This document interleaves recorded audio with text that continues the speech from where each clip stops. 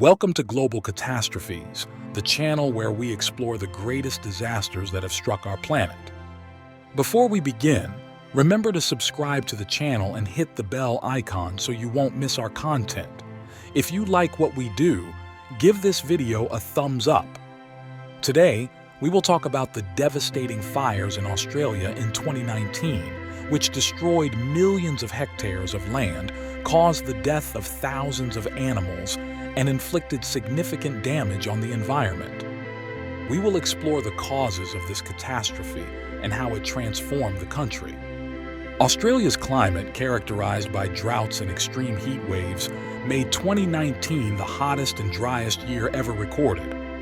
Among the triggering factors were the Indian Ocean dipole and stratospheric warming, which brought hot, dry air to the continent.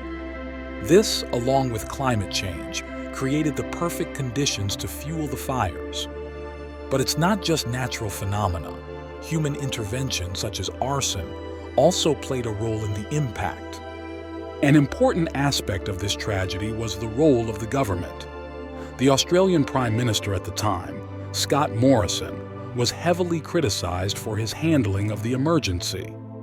He was criticized for showing a certain indifference when claiming that this catastrophe was merely a routine matter, and that, despite the devastating fires and ongoing drought, Australia remains the best country to raise children. Many found his response inadequate, especially in the face of the dangers posed by toxic smoke, which made the air dangerous to breathe, especially for children. Only later did Morrison admit that he had not handled the emergency in the best way. In addition, there was an online disinformation campaign where bots and trolls blamed the fires on alleged arsonists, both intentional and unintentional, only to cover up the strong connection to climate change. The fires burned approximately 8 million hectares of land across New South Wales, Victoria, South Australia, and Queensland, an area twice the size of the fires in 2019 in Siberia and the Amazon combined, and equivalent to 4/5 of all the forests in Italy. The climate of Central Australia has been very arid for the last 100 million years, since Australia made its journey from Antarctica to its current position. And lightning-caused fires have been so frequent that plants have evolved to withstand them in the best possible way. Many bush species contain highly flammable oils and resins, allowing them to burn intensely and with large flames. A heat wave, both on land and at sea, set record temperatures in the country, with a national average of 42 degrees Celsius in December, peaking at 49 degrees, while the drought had already been ongoing for 2 years. The longer the drought lasts, the larger the areas of vegetation that dry out. When even trunks and branches lose water, which happens very rarely, the fires can last longer. Small shrubs are what ignite the fire, while large ones are what burn for longer periods. Forest fuels are classified as 1 hour, 10-hour, 100-hour, or 1,000-hour fuels depending on their size. What spreads the flames, however, is the wind, which pushes the hot air generated by the fire onto nearby plants. Normally, the largest fires occur on very windy days. Very large and intense fires are even capable of generating their own wind. The result is a firestorm, a fire-driven wind, in which the fire sustains itself until the available fuel is exhausted.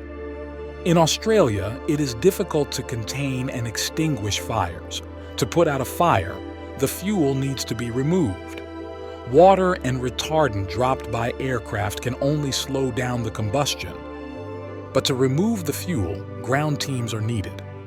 Intense crown fires, like those that develop in Australia, can generate flames several meters high, move at speeds exceeding 10 kilometers per hour, and develop a power of 100,000 kilowatts per linear meter of front.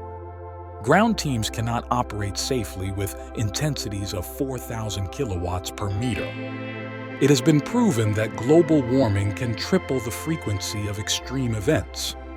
In addition, in September 2019, a sudden stratospheric warming event occurred, with temperatures rising by over 40 degrees in the Antarctic region.